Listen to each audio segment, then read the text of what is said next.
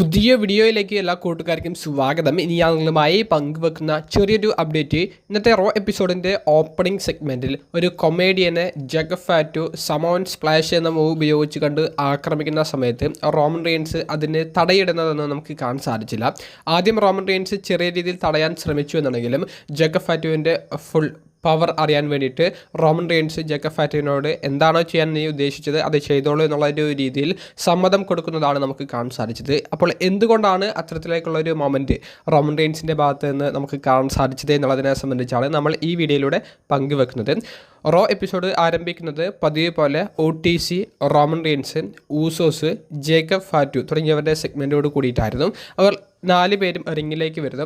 Roman Reigns പതിവ് പോലെ ആ ക്രൗഡിനെ അഭിസംബോധന ചെയ്തുകൊണ്ട് സംസാരിക്കുന്നു. ബ്ലഡ്ലൈനെ സംബന്ധിച്ച് സംസാരിക്കുന്നു. ജെ ഊസോ അഡ്വാൻസ് ചെയ്യപ്പെട്ട് സെമി ഫൈനലിലേക്ക് കിങ് ഓഫ് ദ റിംഗ് ടൂർണമെൻറ്റിലേക്ക് എത്തിയതിനെ സംബന്ധിച്ച് സംസാരിക്കുന്നു. ജിമ്മി യൂസോ ഇല്ലെങ്കിൽ ബ്ലഡ്ലൈൻ പോലും ഇല്ല എന്നുള്ളത് ജിമ്മി യൂസോയ്ക്കുള്ള ഒരു അപ്രിസിയേഷൻ പോലെ സംസാരിക്കുന്നു. പിന്നീട് ജേക്കബ് ഫാറ്റുവിനെ സംബന്ധിച്ച് സംസാരിക്കാൻ വേണ്ടി വരുന്നു. ജേക്കബ് ഫാറ്റു എന്തുകൊണ്ടാണ് ഊസോസിനെ എക്നോളജി ചെയ്യാത്തത് എന്ന് ചോദിക്കുമ്പോൾ ഫാറ്റു കൊടുക്കുന്ന ഒരു മറുപടി താൻ OTC റോമൻ റെയിൻസിനെ മാത്രമേ എക്നോളജി ചെയ്യത്തുള്ളൂ, റോമൻ റെയിൻസിൻ്റെ നിർദ്ദേശങ്ങൾ മാത്രമേ സ്വീകരിക്കുള്ളൂ എന്ന് പറഞ്ഞുകൊണ്ട്. അപ്പോൾ അതിനുള്ള ഒരു മറുപടി നല്ലൊരു റെസ്പെക്റ്റ്ഫുൾ ആയിട്ട് കിട്ടിയത് കൊണ്ടായിരിക്കണം റോമൻ റെയിൻസ് ഒരു കസ്റ്റമൈസ്ഡ് ഉലാഫാല എടുത്തുകൊണ്ട് ഒരു ഗിഫ്റ്റ് പോലെ ജേക്കബ് ഫാറ്റുവിന് കഴുത്തിലേക്ക് ധരിച്ചു കൊടുക്കുന്നുണ്ട്. കൂടാതെ ഈ ബ്ലഡ്ലൈൻ എന്ന് പറയുന്ന ഈ ഗ്രൂപ്പിൻ്റെ ഒരു ഹിസ്റ്ററി ഈ കമ്പനിയിൽ എത്രത്തോളം ഉണ്ട് എന്നുള്ളത് റോമൻ റെയിൻസ് ജേക്കബ് ഫാറ്റുവിനെ ഓർമ്മിപ്പിക്കുന്നു.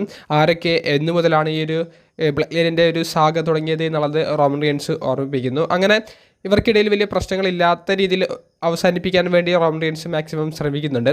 പക്ഷേ ഈ പുതിയ ഉലാഫാലയൊക്കെ ജേക്കബ് ഫാറ്റുവിൻ്റെ കഴുത്തിലേക്ക് ഇട്ട് കൊടുക്കുന്നതും ബ്ലഡ്ലൈനിലേക്ക് ഒഫീഷ്യലായിട്ട് ഈ ജേക്കബ് ഫാറ്റുവിനെ വെൽക്കം ചെയ്യുന്നതൊന്നും ജെ ഊസോയ്ക്ക് ഇഷ്ടപ്പെടുന്നില്ല. അത് ജെ ഊസോയുടെ ആ ഒരു മുഖഭാവം കണ്ടാൽ തന്നെ നമുക്ക് മനസ്സിലാക്കാൻ സാധിച്ചതാണ്. അങ്ങനെ ഒരു നോർമൽ ബ്ലഡ്ലൈൻ എപ്പിസോഡ് പോലെ ബ്ലഡ്ലൈൻ്റെ ഒരു സെഗ്മെൻറ്റ് പോലെ അവസാനിക്കേണ്ടിയിരുന്ന ഈ ഒരു ഇൻ റിംഗ് സെഗ്മെൻറ്റ് ഇതിൽ വലിയൊരു ട്വിസ്റ്റ് സംഭവിക്കുന്നത് ഈ റിംഗ് സൈഡിൽ ഈ റോ എപ്പിസോഡ് കാണാൻ വേണ്ടിയിട്ട് നെറ്റ്ഫ്ലിക്സിലെ ഒരു കൊമേഡിയൻ ആക്ടർ വന്നിട്ടുണ്ടായിരുന്നു. അദ്ദേഹം റോമൻ റെയിൻസിന് കൈ കൊടുക്കുന്നു. ജെ ഊസോയ്ക്ക് കൈ കൊടുക്കാൻ വേണ്ടി ശ്രമിച്ചപ്പോൾ ജെ ഊസോ അത് നിരസിക്കുന്നു.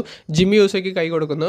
ജേക്കബ് ഫാറ്റുവിൻ്റെ ഷോൾഡറിൽ നിന്ന് തട്ടുന്നുണ്ട്, ഉലാഫാലയിൽ നിന്ന് തൊടുന്നുണ്ട്. അത് ജേക്കബ് ഫാറ്റുവിനെ ഇഷ്ടപ്പെടുന്നില്ല. അദ്ദേഹത്തെ ബാരിക്കേഡിൻ്റെ പുറത്തേക്ക് ആ റിംഗ് സൈഡിലേക്ക് എടുത്ത് എറിയുന്നു. അതിനുശേഷം റിങ്ങിലേക്ക് ഇട്ടതിന് ശേഷം അദ്ദേഹത്തെ സമോൺ സ്പ്ലാഷ് ഉപയോഗിച്ചുകൊണ്ട് ആക്രമിക്കാൻ പോകുന്നു എന്നുള്ളൊരു പ്രതീതി സൃഷ്ടിക്കപ്പെടുന്നു. ഒഫീഷ്യൽസൊക്കെ വന്നിട്ട് ജേക്കബ് ഫാറ്റുവിനോട് ചെയ്യരുതെന്ന് പറയാൻ വേണ്ടി ശ്രമിക്കുന്നുണ്ട്. പക്ഷേ ജേക്കബ് ഫാറ്റു അവിടെ അടങ്ങി നിൽക്കുന്നില്ല. അദ്ദേഹം ചെയ്യാൻ വേണ്ടി ആ ഒരു മൂവ് ചെയ്യാൻ വേണ്ടി ആ കോർണറിലേക്ക് കയറുന്ന ആ ഒരു സമയത്ത് റോമൻ റെയിൻസ് ആ ഏപ്രോണിൽ കയറിക്കൊണ്ട് ജേക്കബ് ഫാറ്റുവിനെ ഒന്ന് അടക്കി നിർത്തുന്നു. പക്ഷേ ജേക്കബ് ഫാറ്റുവിൻ്റെ ഫുൾ പവർ അറിയാൻ വേണ്ടിയിട്ട് റോമൻ റെയിൻസ് അത് ചെയ്തോളൂ എന്ന് പറയുന്നു. അങ്ങനെ ജേക്കബ് ഫാറ്റു ഒരു സമോവൻ സ്പ്ലാഷ് ചെയ്യുന്നു. അതിനുശേഷം റിങ്ങിൻ്റെ പുറത്തേക്ക് വന്ന ജേക്കബ് ഫാറ്റുവിനോട് ഒരിക്കൽ കൂടി ചെയ്യാൻ ആവശ്യപ്പെടുന്നു. അങ്ങനെ ഒരിക്കൽ കൂടി ആ സമോവൻ സ്പ്ലാഷ് ഉപയോഗിച്ചുകൊണ്ട് ആ കൊമേഡിയൻ ആക്ടറെ ക്രൂരമായി ജേക്കബ് ഫാറ്റു ആക്രമിക്കുന്നതാണ് നമുക്ക് കാണാൻ സാധിച്ചത്. അപ്പോൾ റോമൻ റെയിൻസ് ഒരു വില്ലനെ പോലെയാണ് ആ ഒരു ഇൻ റിംഗ് സെഗ്മെൻറ്റിന് ശേഷം ജേക്കബ് ഫാറ്റുവിൻ്റെ ഈ ഒരു അറ്റാക്കിംഗ് സെഗ്മെൻറ്റിൽ ഉടനീളം അദ്ദേഹത്തിൻ്റെ ഒരു കഥാപാത്രത്തെ കാണിച്ചിട്ടുണ്ടായിരുന്നത്. അപ്പോൾ എന്തുകൊണ്ടാണ് റോമൻ റെയിൻസ് അത്തരത്തിൽ ചെയ്തത് എന്നുള്ളത് നമ്മൾ പരിശോധിക്കുകയാണെങ്കിൽ അതിന് കുറച്ച് കാരണങ്ങളുണ്ട്.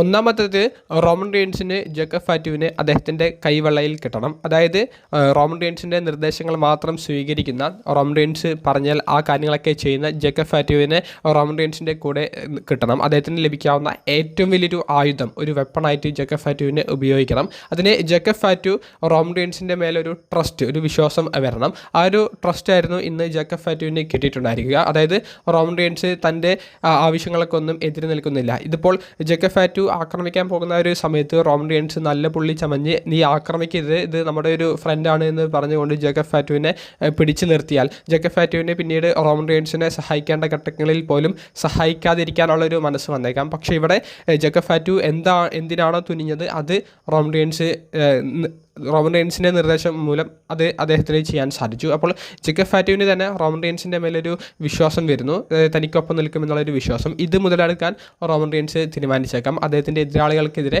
വലിയൊരു അഡ്വാൻറ്റേജ് നേടാൻ ജേക്കബ് ഫാറ്റുവിനെ റോമൻ റെയിൻസ് ഉപയോഗിച്ചേക്കാം. അപ്പോൾ റോമൻ റെയിൻസിന് ജേക്കബ് ഫാറ്റുവിനെ ഫുൾ പവറിലൂടെ കിട്ടണം.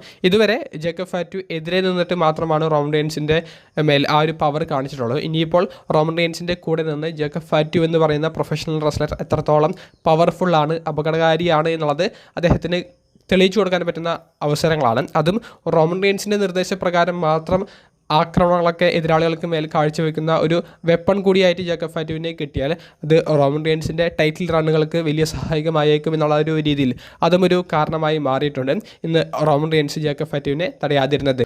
രണ്ടാമത്തെ ഒരു കാരണം, ഈ ഒരു കൊമേഡിയൻ ആക്ടറെ ആക്രമിച്ചതിന് പകരം ഏതെങ്കിലും ഒരു റെസ്ലറിനെ ജേക്കബ് ഫാറ്റുവിന് ആക്രമിക്കാമായിരുന്നു. പക്ഷേ അത്തരത്തിൽ കാണിക്കാതിരുന്നത് ജേക്കബ് ഫാറ്റു ഇനി അടുത്തതായിട്ട് ആർക്കും എതിരെയാണ് സ്റ്റോറി ചെയ്യാൻ പോകുന്നത്, ബ്ലഡ് ലൈൻ്റെ അടുത്ത എതിരാളി ആരാണ് എന്നുള്ളത് വളരെ വ്യക്തമായി കാണിച്ചു തരാതിരിക്കാൻ വേണ്ടിയിട്ടാണ്. അത് ജേക്കബ് ഫാറ്റുവിൻ്റെ ആദ്യ ആക്രമണം ആ കൊമേഡിയൻ ആക്ടറിനെതിരെ ചെയ്തതുകൊണ്ട് കൊമേഡിയൻ ആക്ടർ എന്തായാലും ജേക്കബ് ഫാറ്റുവിനെതിരെ മത്സരിക്കാനൊന്നും വരില്ല. അപ്പോൾ ആർക്കെതിരെ വേണമെങ്കിലും ജേക്കബ് ഫാറ്റുവിനെ നിർത്താൻ, അതിപ്പോൾ ഒരു റെസ്ലർ ആയാലും ഒരു സെലിബ്രിറ്റി ആയാലും ആർക്കെതിരെ വേണമെങ്കിലും ജേക്കബ് ഫാറ്റുവിനെ ഒരു വെപ്പണായിട്ട് യൂസ് ചെയ്യാമെന്നുള്ളത് ആ ഒരു വലിയൊരു സത്യമാണ് റോമൻ റീൻസ് മനസ്സിലാക്കിയെടുത്തത്. അപ്പോൾ ഇത്രയും പവർഫുൾ ആയിട്ടുള്ള ജേക്കബ് ഫാറ്റുവിനെ കൂടെ നിർത്തുക എന്നുള്ളൊരു ലക്ഷ്യം മാത്രമാണ് റോമൻ റീൻസിന് ഉള്ളത്. ഇന്നിപ്പോൾ ഇതാ LA നൈറ്റ് എന്ന് പറയുന്ന റെസ്ലറിനെയും ജേക്കബ് ഫാറ്റു ആക്രമിക്കുന്നുണ്ട്. ഊസോസുമായിട്ടുള്ള ഒരു ഫൈറ്റ് അവസാനം ഊസോസിനെ സഹായിക്കുന്നത് LA നൈറ്റിനെ ആക്രമിച്ചുകൊണ്ട് ജേക്കബ് ഫാറ്റു ആണ്. അപ്പോൾ ജേക്കബ് ഫാറ്റു റോമൻ റീൻസിനെ മാത്രമല്ല ഊസോസിനും ഒരു സഹായക ഘടകമായി മാറുന്നതാണ് നമുക്ക് കാണാൻ സാധിക്കുന്നത്. പക്ഷേ റോമൻ റീൻസിൻ്റെ നിർദ്ദേശങ്ങൾ മാത്രമേ ജേക്കബ് ഫാറ്റു അംഗീകരിക്കൂ എന്നുള്ളതും റോമൻ റീൻസിൻ്റെ മുഖത്ത് നോക്കി പറഞ്ഞിട്ടുണ്ട്. അപ്പോൾ ഊസോസ് വെറും ഒരു റോമൻ റീൻസിൻ്റെ പിറകിൽ നിൽക്കുന്ന റെസ്ലേഴ്സ് എന്നുള്ള രീതിയിൽ മാത്രമേ ജേക്കബ് ഫാറ്റുവിൻ്റെ മുന്നിലുള്ളൂ. അല്ലാതെ ഈ ബ്ലഡിൻ്റെ ഒരു തലപ്പത്ത് ഊസോസോ അല്ലെങ്കിൽ പ്രത്യേകിച്ച് ജെ ഊസോയോ എന്നും എത്തിയിട്ടില്ല എന്നുള്ളൊരു അഭിപ്രായം ജേക്കബ് ഫാറ്റുവിനുമുണ്ട്. അപ്പോൾ ഇത്തരത്തിൽ ജേക്കബ് ഫാറ്റുവിനെ ഉപയോഗിക്കാൻ റോമൻ റീൻസിന് വലിയ വലിയ അവസരങ്ങളാണ് ഇനി വരാൻ പോകുന്നത്. അതിൻ്റെ ആദ്യ സ്റ്റെപ്പാണ് നമുക്ക് ഇന്നത്തെ റോയിൽ കാണാൻ സാധിച്ചത്. റോമൻ റീൻസിൻ്റെ നിർദ്ദേശപ്രകാരം മാത്രം പ്രവർത്തിക്കുന്ന ഒരു പവർഫുൾ ആൻഡ് ഡേഞ്ചറസ് ആയിട്ടുള്ള ഒരു വെപ്പൺ, അതാണ് ജേക്കബ് ഫാറ്റുവിനെ. അത് ഇൻട്രൊഡ്യൂസ് ചെയ്യാൻ വേണ്ടിയിട്ടാണ് ഇന്നത്തെ റോ എപ്പിസോഡിൽ ഈ കൊമേഡിയൻ ആക്ടറെ ജേക്കബ് ഫാറ്റു ആക്രമിച്ചതും ആ ആക്രമണത്തിന് സമ്മതം മൂളിക്കൊണ്ട് റോമൻ റീൻസ് നോക്കി നിന്നതും. അപ്പോൾ ഒരു ക്രൂരനായ വില്ലൻ എന്ന് നമുക്ക് റോമൻ റീൻസിനെ വിശേഷിപ്പിക്കാമെന്നുണ്ടെങ്കിലും റോമൻ റീൻസിൻ്റെ ടൈറ്റിൽ റണ്ണ് കുറച്ചും കൂടി ഒന്ന് അദ്ദേഹത്തിന് അഡ്വാൻറ്റേജ് ലഭിക്കുന്ന രീതിയിലേക്ക് മാറ്റാൻ വേണ്ടിയിട്ടാണ് റോമൻ റീൻസ് ഇതൊക്കെ നോക്കി നിന്നിട്ടുണ്ടായിരിക്കുക. നിങ്ങൾക്ക് എന്ത് തോന്നുന്നു? റോമൻ റീൻസ് ജേക്കബ് ഫാറ്റുവിന് എല്ലാ ചെയ്യാനുള്ള ഒരു നിർദ്ദേശം കൊടുത്ത് മാറി നിൽക്കുന്നതിനെ സംബന്ധിച്ച് നിങ്ങളുടെ അഭിപ്രായം കമൻറ്റ് ബോക്സിൽ രേഖപ്പെടുത്തുക. അപ്പോൾ അടുത്തൊരു വീഡിയോയുമായി കാണുന്നത് വരെ ബൈ.